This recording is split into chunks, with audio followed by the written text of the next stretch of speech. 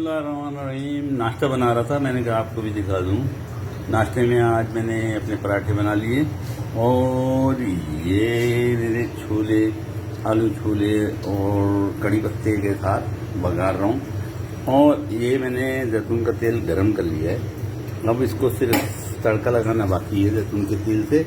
और कलौंजी और ज़ीरा डालूंगा, ये मैंने कलौंजी और ज़ीरा की डाल दी। और ये तड़का मेरा जो है मेरे छोलों पे मैं डालूंगा। ज़बरदस्त ज़बरदस्त तड़का लग चुका। और मज़े की बात ये जो कलौंजी है, ज़ीरा जब भी आप इस्तेमाल करें तो इसको धो लिया करें। ये धुला हुआ था, धो के मैंने अपने चम्मच में रखा था। ज़बरदस्त। अब आप ये देखिए कलौंजी ज़ीरा ज़बरदस्त तड़के के साथ और जैतून का तेल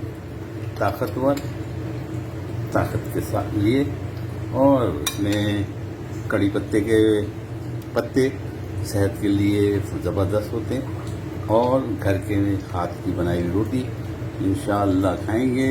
और आप मुझे दुआओं में याद रखें और उसके बनाने की तरकीब मैं जो है रेसिपी में डालूँ।